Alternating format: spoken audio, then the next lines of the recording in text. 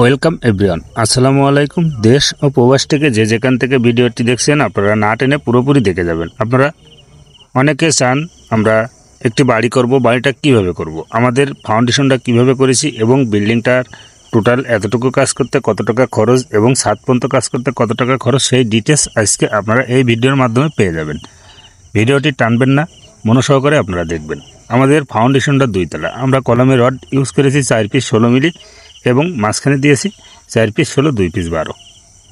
বিল্ডিংটার ভিতরে আছে 4টে বেডরুম, 2টা টয়লেট, একটি কিচেন এবং সিঁড়ি রুম, ডাইনিং স্পেস সহ, সামনে বেলকনি সহ। এই বিল্ডিংটার টোটাল কত টাকা খরচ হয়েছে এবং কত কেজি রড সিমেন্ট, সেই বিষয়টা আজ আমি আপনাদের মাধ্যমে তুলে ধরবো। বিল্ডিংটার দৈর্ঘ্য আছে 42 ফুট, প্রস্থ আছে 36 ফুট, ছাদের স্কোয়ার আছে 1512, জমি লেগেছে 345 পয়েন্ট। আপনারা চাইলে এভাবে কাজগুলো নিতে পারবেন। এবং আমরা অটো ভাটার ইটের গাঁথনিগুলো করেছি। আমাদের ব্যাস করেছি 4 ফুট বাই 4 ফুট, মাঝখানে দিয়েছি 4 ফুট বাই 6 ফুট। আমাদের ব্যাসে দিয়েছি 12 মিলি, কলমে 16 মিলি। আমাদের টোটাল একটা কলম এবং ব্যাস দিয়ে রডের প্রয়োজন পড়েছে 84 কেজি 8 মিলি সহ। আপনারা চাইলে এভাবে কাজগুলো নিতে পারবেন। টোটাল ব্যাস দিয়ে এবং কলম দিয়ে রডের প্রয়োজন পড়েছে 1350 কেজি এবং বিম বাদে। টোটাল এতটুকু কাজের জন্য রডের প্রয়োজন হয়েছে 2100 কেজি। আপনারা চাইলে এভাবে কাজগুলো করতে পারবেন। এবং আমাদের বিল্ডিংটার এ পর্যন্ত কাজ করতে টোটাল পিকেটের প্রয়োজন হয়েছে 4 গাড়ি। 4 গাড়িতে আমাদের সীমিত কিছু পিকেট বেঁচে আছে। এবং আমরা কলমের সাইজ করেছি 10-10, মাঝখানে দিয়েছি 12 বাই 10। আমাদের যে অটো ভাটার ইটের গাঁথনিগুলো করতেছি আপনারা দেখুন। এটা হচ্ছে একটি কিচেন রুম, এর সাথেই আছে একটি বেডরুম। আপনারা চাইলে এভাবে কাজগুলো নিতে পারবেন। আমাদের বেডরুমের সাইজ দিয়ে আছে 12 বাই 14 এবং এপাশে আছে 2টা টয়লেট, একটি রুম এবং একটি পাবলিকটা 4 ফুট বাই 7 ফুট। রুমের ভিতরে যেটা ওটা হচ্ছে 6 ফুট বাই 5 ফুট। আপনারা চাইলে এভাবে কাজগুলো করতে পারবেন।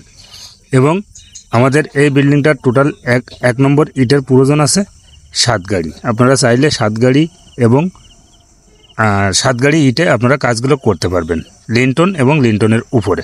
টোটাল বিল্ডিংটার আমাদের রডের প্রয়োজন আছে ড্রফল এবং সেফটি ট্যাঙ্কি, ছাদ, কলম, ব্যাস সহ 4200 কেজি। আপনারা চাইলে 4200 কেজির ভিতরে এভাবে 4 বেডরুমের একটি বাড়ির ডিজাইন আপনারা নিতে পারবেন এবং করতে পারবেন।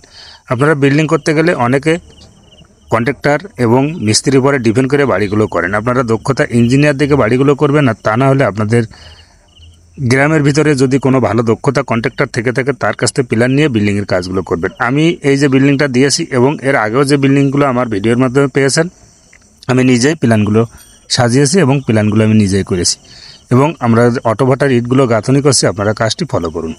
আপনারা প্রতিটা কলমের গায়ে চিপিং করে নিয়ে পাতলা করে গ্রেটিং দিয়ে আপনারা গাঁথনিগুলো করবেন এবং দরজার গায়ে আপনারা 5 ইঞ্চি একখান করে গাঁথনি তুলবেন, যেমনটি আমরা তুলেছি।